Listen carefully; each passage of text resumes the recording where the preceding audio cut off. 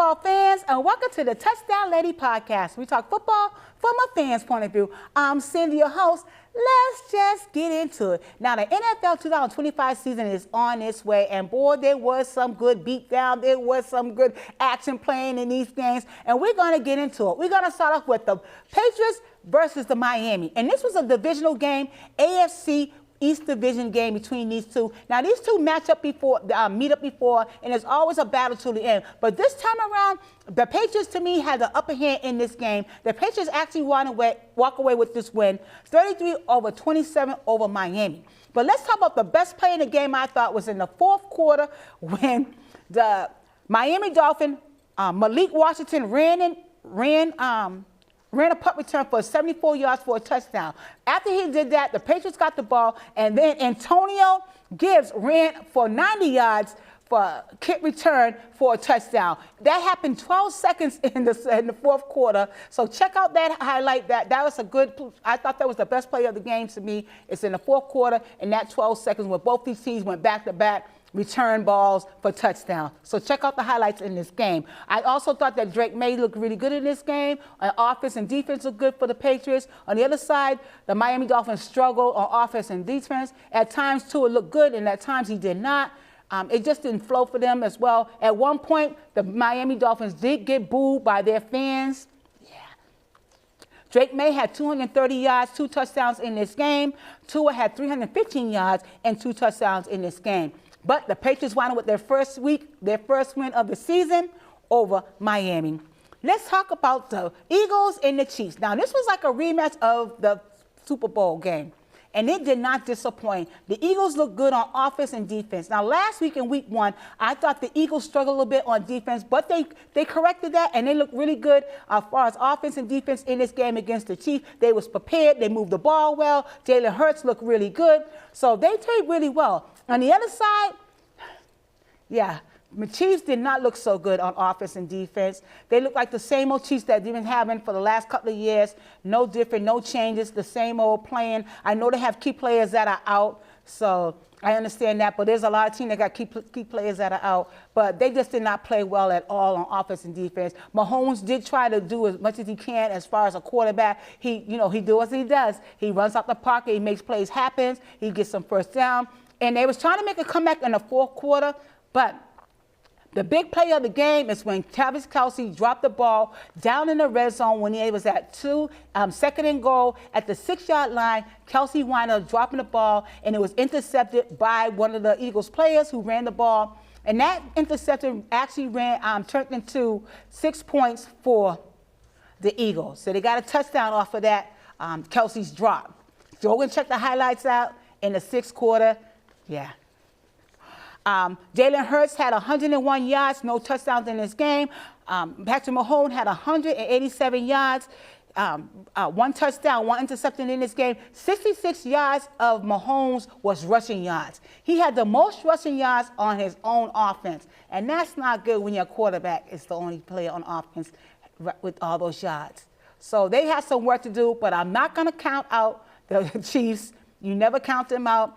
The season is still early, and I know they're going to turn it around. So, but that was it. The Eagles wound up beating the Kansas City Chiefs 20-17.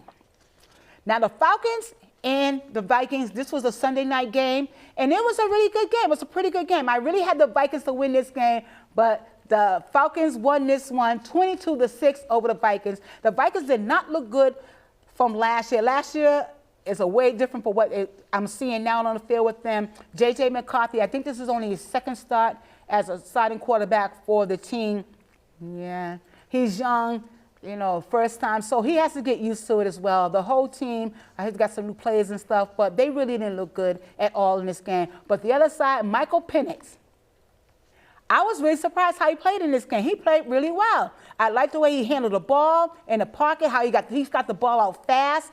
I mean, he was making some Bijan, I think it's Bijan, I don't know his last name, his receiver, was just catching passes from him all throughout this game. Go and check the highlights on Michael Penix. He did a really good job.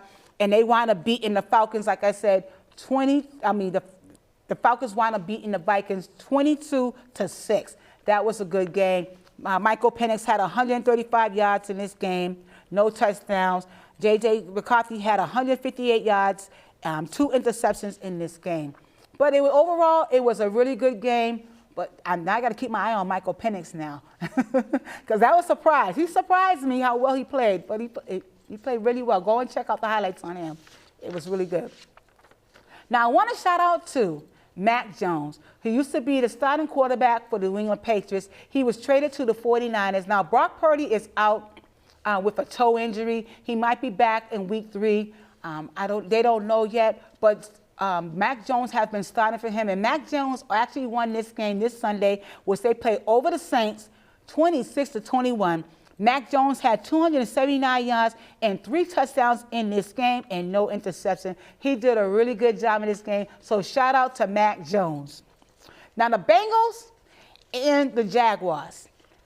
Again, Joe Burrow, yes, he has a toe injury. He got injured in this game. He actually going to have knee surgery. He's going to be out for 3 months. But their backup quarterback, Jake Browning, has signed with the Bengals for 2 years. He played really well in this game. He had 3 interceptions in this game, but the 18 seconds left in the fourth quarter, he actually wound up winning the game with a 1-yard touchdown, and he winds up winning the game. So he will be filling in for Joe Burrow, who's going to be out with toe surgery for the next 3 months. Now let's talk about the Ravens and the Browns.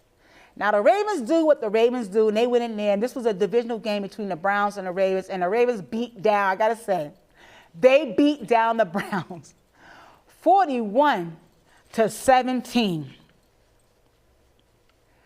The Browns did not have an answer for the Ravens in this game. Lamar Jackson, you know he do what he do. The offense, the defense, they just dominated over the Browns. Yeah, that's all I'm going to say on that. Moving on.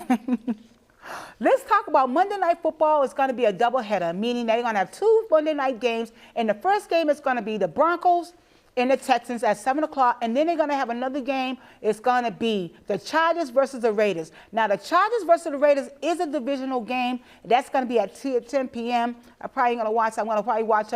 We're probably watching the probably going to watch the Buccaneers and the Texans. I'm looking for the Texans to win this one. I don't know, but I'm going to go with the Texans of winning this game.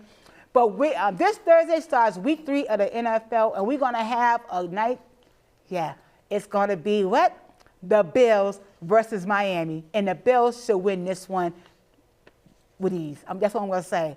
With ease. They should win this one with ease. But you never know, but I'm going with the Bills on this one for Thursday Night Football. But there's a couple of other games that I'm going to be interested in week 3 of the NFL, and those are going to be the Eagles and the Rams, the Chargers and the Broncos. That's going to be a divisional game. And then I'm going to have the Ravens and the Lions. That should be a good matchup right there. The Ravens and the Lions, both these teams are tough, and it's going to be, I know it's going to be a battle to the end, and those two meet up. Well, this is the part of the show. If you want to reach out to me, you can email me at touchdownladies@gmail.com. That's touchdownladies@gmail.com. Well, I like to end the show on something positive, and I do something I call Facts, Fun, and Football, where I reach in here and I get something fun to end the show on. Let's see what we're going to get. And this is going to be a joke. Where do quarterbacks go when they get old? Out to pasture. And this is Sandy from the Touchdown Ladies saying, don't forget to smile, be happy, be kind, put your action behind your plan, and keep moving forward. And I'll talk to you later. Bye.